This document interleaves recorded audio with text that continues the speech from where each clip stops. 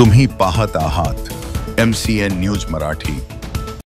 अकोला जिल्ह्याचे जिल्हा पोलीस अधीक्षक अर्चित चांडक यांनी नव्याने पदभार स्वीकारताच अवैध वाहतुकीवर आळा घालण्यासाठी कंबर कसली असली तरी राष्ट्रीय महामार्गावर सुसाट वेगाने धावणाऱ्या वाहनधारकांवर आळा घालण्यात पोलीस प्रशासन कमकुवत पडत असल्याचे नुकत्याच मूर्तिजापूर येथील राष्ट्रीय महामार्गालगत असलेल्या भीमनगर येथे मध्यरात्री झालेल्या विचित्र अपघातावरून स्पष्ट होत आहे। मूर्तिजापूर शहर हे राष्ट्रीय महामार्गालगत असल्याने या ठिकाणी नित्याने अपघाताचे सत्र सुरूच असते। मात्र शुक्रवार दिनांक 30 मेच्या मध्यरात्री 12:30 ते 1 वाजताच्या सुमारास भीमनगर स्थित राहणारे रंजिता गजानन चौधरी व लखन पवार हे साखर झोपेत असताना त्यांच्या राहत्या घरावर नागपूरवरून अकोल्याच्या दिशेने शेतीचे औषध व सिरॅमिक घेऊन जाणारा ट्रक क्रमांक MH14 AU 9598 अचानक सुसाट वेगाने येत धडकल्याने मोठा अपघात घडला। या दुर्घटनेत सुदैवाने कुठलीही जीवितहानी झाली नसली तरी रंजना चौधरी व लखन पवार यांच्या घराचे लाखो रुपयांचे नुकसान झाले आहे। अपघात एवढा प्रचंड होता की सुसाट वेगाने आलेला ट्रक चक्क घरात शिरला व ट्रक घरावर पलटी झाला। मात्र या घटनेत नुकसानग्रस्तांना सहकार्य करण्याऐवजी मूर्तिजापूर शहर पोलीस दबाव टाकीत असल्याचे रंजना चौधरी यांनी प्रसार माध्यमांच्या प्रतिनिधींशी बोलताना व्यक्त केलं। मूर्तिजापूर येथील समाजसेवक रवी राठी यांनी नुकसानग्रस्त महिलेला धीर दिला व नुकसान भरपाई मिळण्याचे आश्वासन दिले। नेमका आरोपीस मूर्तिजापूर शहर पोलीस पदराड का घालत असावेत असा प्रश्न सर्वसामान्य नागरिकांना पडला असून विद्यमान आमदार हरीश पिंपळे यांनी ही सदर नुकसानग्रस्तांना सहकार्य करण्याचे आदेश पोलिसांना दिल्यावरही पोलीस प्रशासनाचे कर्मचारी आमदारांच्याही आदेशाला जुमानत नसल्याने पोलिसांच्या कार्यावर प्रश्न उपस्थित होत आहे। MCN न्यूज मराठीकरिता धनराज सपकाळसह नरेंद्र वाढोणकर, मूर्तिजापूर।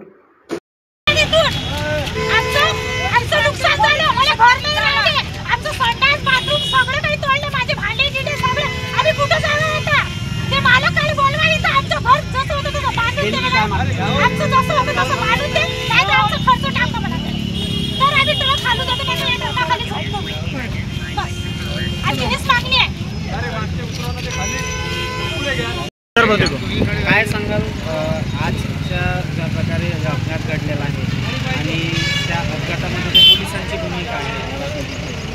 काल रात्री 1 वाजता संतुलन खराब झाल्यामुळे ते ट्रकाने तिथे धडक दिले आणि ते घराचं जे नुकसान झालेलं आहे सुदैवाने जीवितहानी कोणती झालेली नाही आहे, पण आमचं जे घराचं जे नुकसान झालेलं आहे ते नुकसानची भरपाई जिथपर्यंत आम्हाला भेटत नाही तिथपर्यंत आमचे लोक इथून माल घेऊन जाऊ देणार नाही आणि ते नुकसानची भरपाई दिली तर आम्ही कोणाला थांबणारही नाही।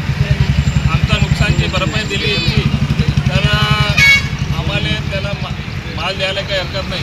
पोलीसवाल्याची भूमिका आज इथे अशी दिसत आहे की ते व्यापाऱ्याकडून किंवा जे दुकानदाराचे आहे ते माल घेऊन जाणार ते गडबड करून राहिले। काहून गडबड करून राहिले माहीत नाही, पण आमचे गरिबांचा वाली कोण, यांचं जे नुकसान झालेलं आहे त्याचा भरपाई कोण करून देणार? शासन जबाबदारी घेत असेल तर आम्ही माल द्यायला तयार आहोत, पण शासन त्याची जबाबदारी घेऊन नाही राहिले की आम्ही केस दायर करू हे करू। बोलल्या जातं की वीज तुम्ही कोर्टाकडून सोडवा, वीज तर कोर्टाकडून 10-20 वर्षी काही नाही। आमचं नुकसान आज झालेलं आहे, आज आम्हाला ती भरपाई पाहिजे, तिथपर्यंत आम्ही माल जाऊ देणार नाही। माल जप्त करून आम्ही ठेवणार, आम्ही इथे विकून टाकू।